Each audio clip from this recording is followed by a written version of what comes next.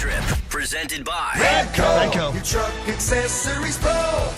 In case you're wondering who got hurt yesterday, if anybody did, here's KOC after the game. Injury updates, just Zay Scott and CJ Ham. Zay Scott had a right wrist and CJ had a left hand. Those guys will be evaluated here, currently going on right now. So there you go. Relatively healthy as we leave the game. Oh, man. yesterday. Poor CJ. I know. Just came back from injury. Yeah. Being evaluated. We'll find out more about that today, I'm sure.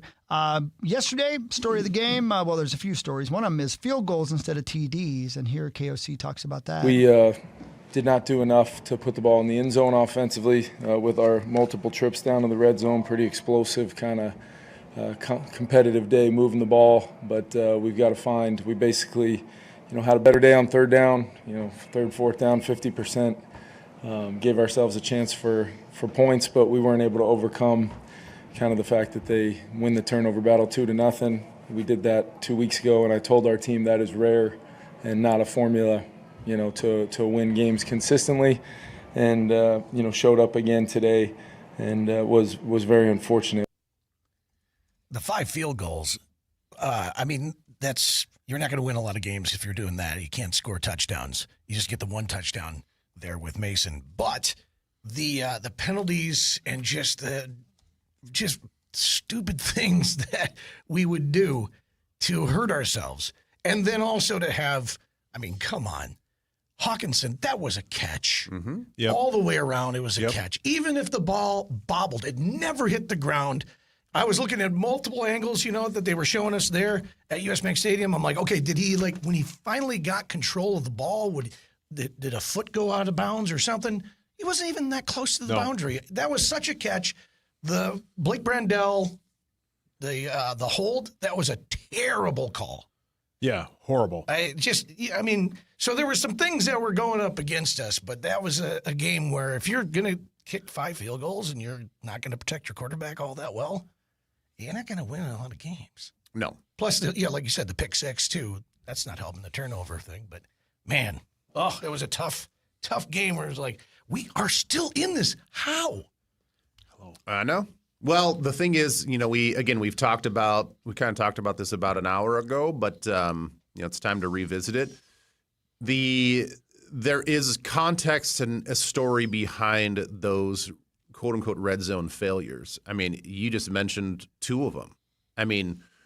We have the Jordan Mason score that obviously counts for us. We have the hold on a touchdown pass, which was a bogus holding call. Absolutely. And Brian O'Neill had every right to go to bat for his teammate on explaining to the refs what happened on that play and why that's not considered holding. That's not holding. Right. The guy fell down. Knocking his hand down and his momentum is going down because you knocked his arm off your body. That's not a hold.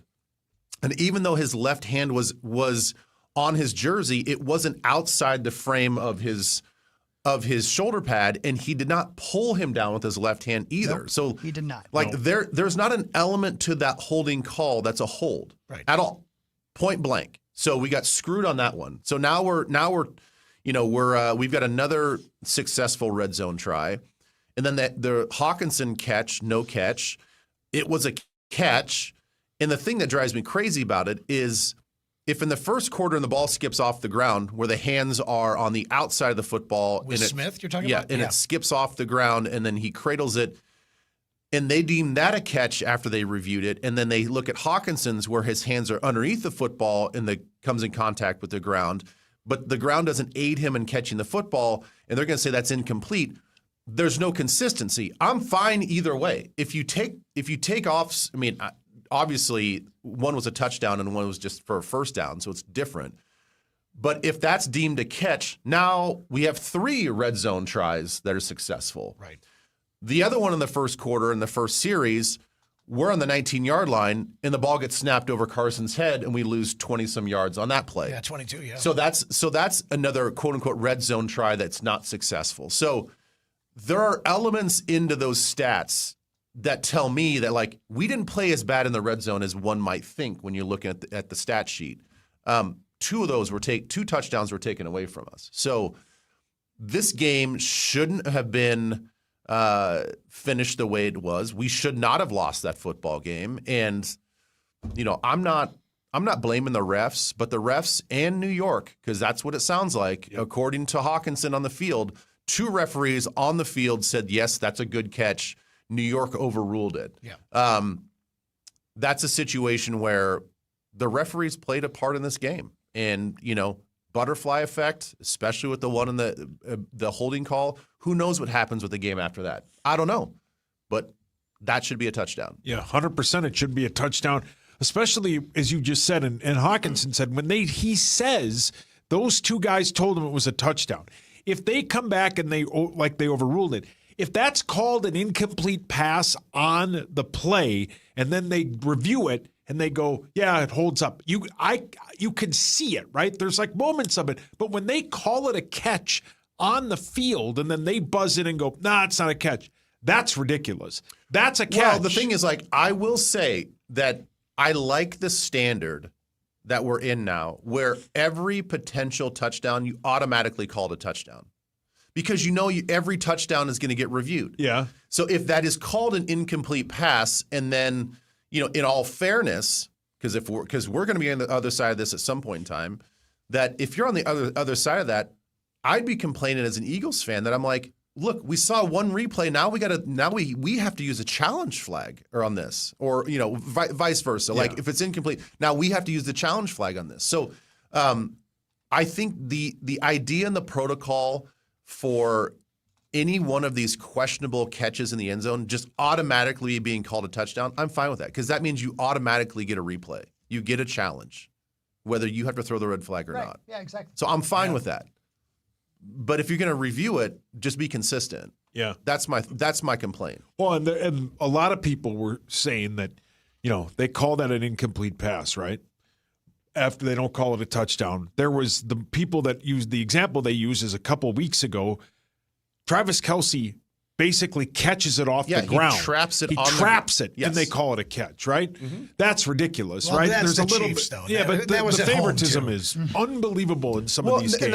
And that's the thing that drives me crazy too is that if New York is supposed to be the overarching arbiter of all of this, like they're supposed to be the absolute neutral party in all of this, that all of these are being fed to them, and they're supposed to be making the call. They're taking it off the ref's hands in the game. Fine. Again, be consistent. Yeah. We're all watching the same games. Whether you're a Chiefs fan or not, Vikings fans, as just football fans, are watching that Kelce play. Right. And you're like, well, how's that a catch? Correct. And then all of a sudden you keep that in your memory bank, and then you have the play that we had yesterday, and like, how is that not a touchdown? Right. I don't explain it to me. Never touch the ground. Correct. I don't know. It's ridiculous. I don't know. Here is Carson Wentz.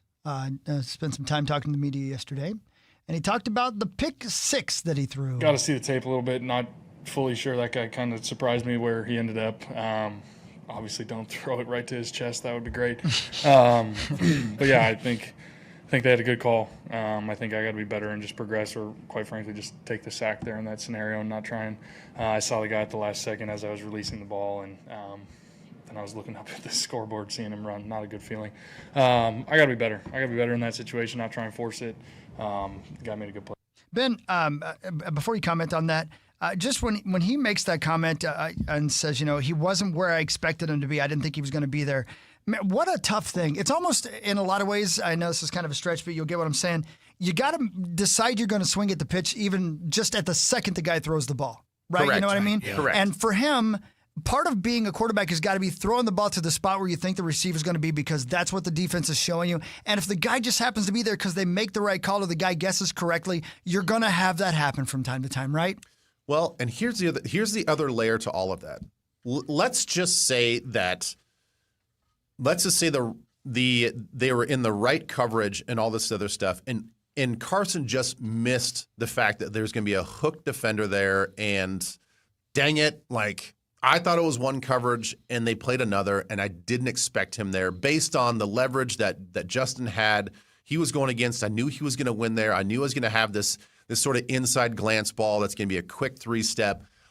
I knew the timing of this play, blah, blah, blah, blah, blah, right? That's fine. You can learn from that. Here's also what happens sometimes, and this is where I think like the PFFs of the world get it wrong, is sometimes players, they make mistakes too. What if that guy wasn't supposed to be there and he made a mistake? Huh. And it's like, well, what coverage are they in? Well, God, that guy was actually supposed to be doing something else, and he kind of just lucked into that because he got flat-footed, and maybe he got fooled and ended up being in the right spot at the right time. I can't even tell you how often that happens. I've been a part of that. I've had sacks where I wasn't supposed to be blitzing. Yeah. 100%. Yeah. And then somebody will watch the film and be like, "Oh, they ran a delayed blitz here. That's built in their call." No, it wasn't. I just went cowboy because I saw something else. I mean, that happens more often than not. Like, I've talked to coaches both at the college level and the pro level, and like, sometimes like you're not 100% sure why that defensive play was successful with that coverage, because you're like, I can't tell if that's cover 6, a combination coverage, or they just messed up a cover 4. Yeah. And that's why you have to watch so many plays, so many of the same types of tendencies, same down and distance, because you're like, okay, that could just be a complete anomaly because that guy played the wrong play. Wow. And we see coverage busts all the time. Sometimes they're not busts. Sometimes they're actually successful plays. Wow, and they're man. positive. That's really interesting. Very interesting. Yeah. Here's Carson Wentz on getting ready for Thursday's game. It's a quick turnaround. Recovery starts immediately. Right when you get off this podium, I'll be icing. Guys will be taking care of their bodies. We'll be in quick tomorrow. Throwing in a game plan as quick as you can. We're not the only ones doing it. Obviously, they got a short week too. So, quite frankly, never been a huge fan of the Thursday night games for this reason. But it's kind of just is what it is, part of the business. Yeah, it's never going to change because there's so much money involved, but that is tough, man. Yeah. Especially going to California from Minnesota. 2 years in a row. Yeah. Especially how that's right. 2 years in a row. They did it last year. Oh, that's right, because this is the game that Darisaw got hurt in. Correct. A Thursday night game on a short week. Oh, crap, man. Yeah. Ridiculous. They always travel. I know.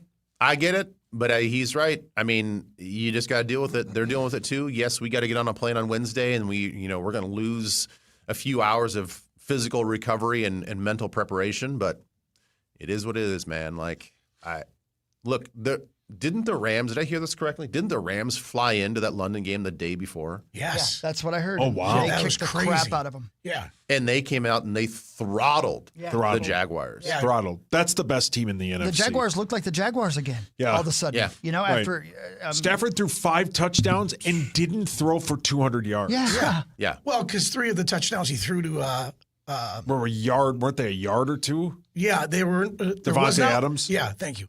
There was not one of those throws that was more than 2 yards. Incredible. Or those how about touchdowns, those that? 3 touchdowns. Well, then the Chargers get run over by maybe the best team in the NFL. The Indianapolis Colts put up 38 points Did on we a know good they defense. were a sleeping giant? No. Did No. we know they were a quarterback away? Well, Jonathan Where did this Taylor's come from? And Jonathan maybe not that Taylor's having a quarterback. career Oh, year. he's having an MVP He's year. back. Yeah.